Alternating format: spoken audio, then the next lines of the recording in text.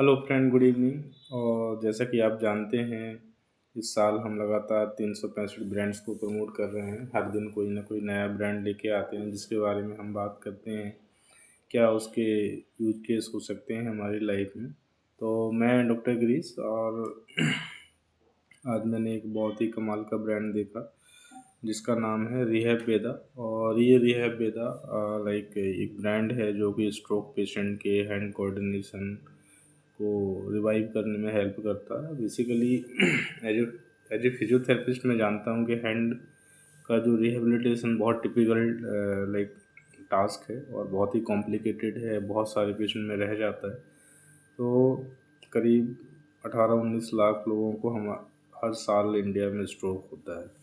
और स्ट्रोक होने का मतलब है आप पैरालिसिस में गए, और वो किसी भी एज में होता है, चाहे आप मिडिल एज में हो, यंग एज में हो, किसी भी एज फैक्टर में हो सकता है। और कोई ना कोई आपका फंक्शन लॉस होगा, हैंड फंक्शन लॉस होगा, लिम्ब फंक्शन लॉस होगा, हो सकता है होल बॉडी पैरालिसिस हो, होल हाफ बॉडी पैरालिसिस हो, बहुत तरीके के पैरालिसिस होते हैं। बट स्ट्रोक में क्लासिकली आपका वन साइडेड पैरालिसिस होता है, स्पेशली जब लेफ्ट साइड का कोई इन्फाक्ट होता है या लेफ्ट साइड कोई ब्लीडिंग होती है तो राइट साइड का पैरालिसिस होता है, जो सबसे टिपिकल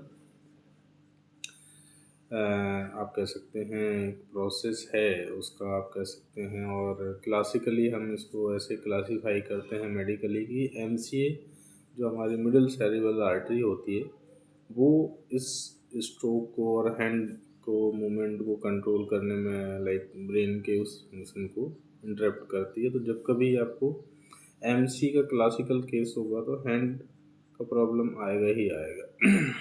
लेग्स का आता है बट लेग्स का रिकवर हो जाता है।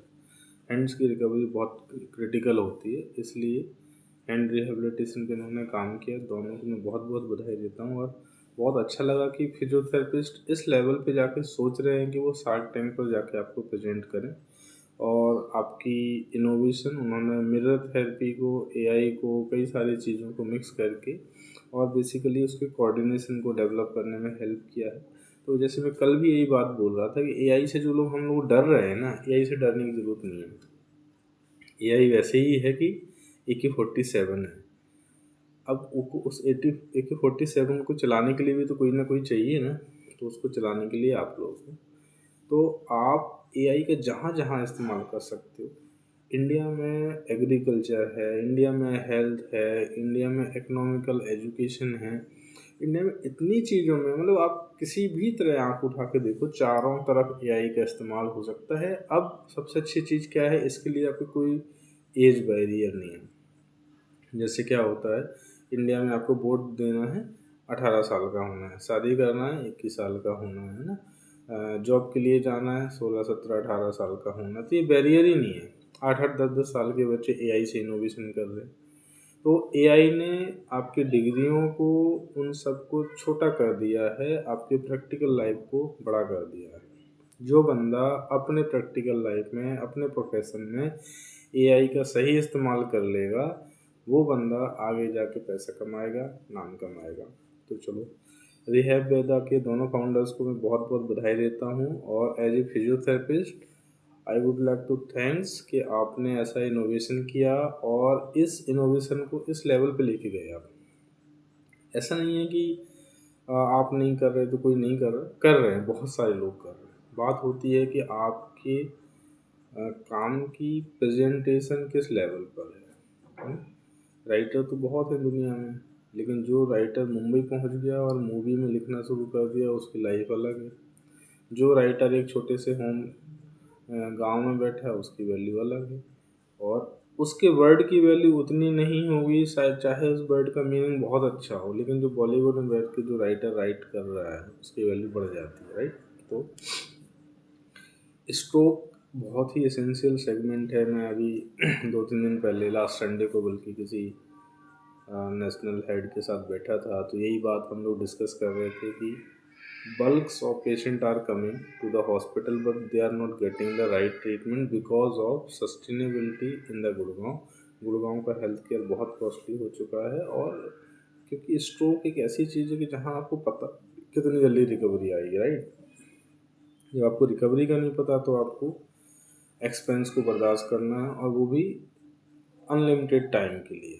हो सकता है 2 महीने, 4 महीने, 6 महीने। मैंने भी केस केस देखता हूँ तो 3-3, 4-4, 6-6 महीने लग जाते हैं रिकवरी के लिए, जब तक बंदों का इकोनॉमिकल पोटेंशियल ख़त्म हो चुका होता है। तो मुझे लगता है कि ये सारी चीज़ें हमारे रिहेबिलिटेशन को भी बहुत आगे लेके जाएंगी और नए नए बच्चों को इनोवेट करने में हेल्प करेंगी।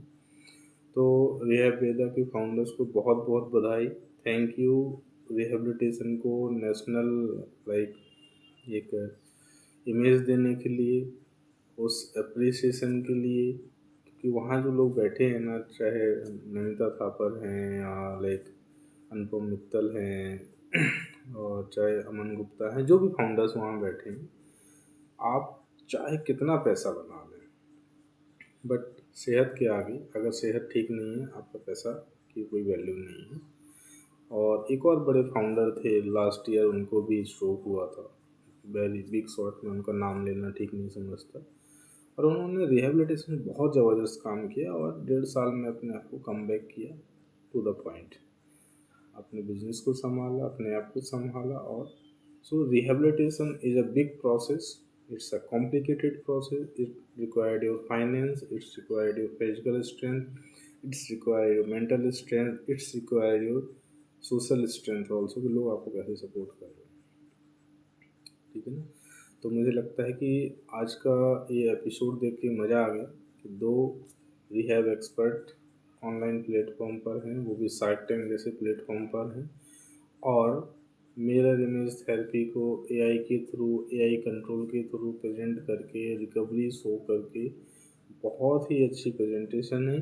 बहुत बहुत बधाई के पात्र हैं। आप लाखों फिजियोथेरेपिस्ट को आगे मोटिवेट करेंगे, और मुझे लगता है कि हम भी आपसे ज़रूर कांटेक्ट करेंगे कैसे हम आगे साथ में काम कर सकते हैं। Thank you.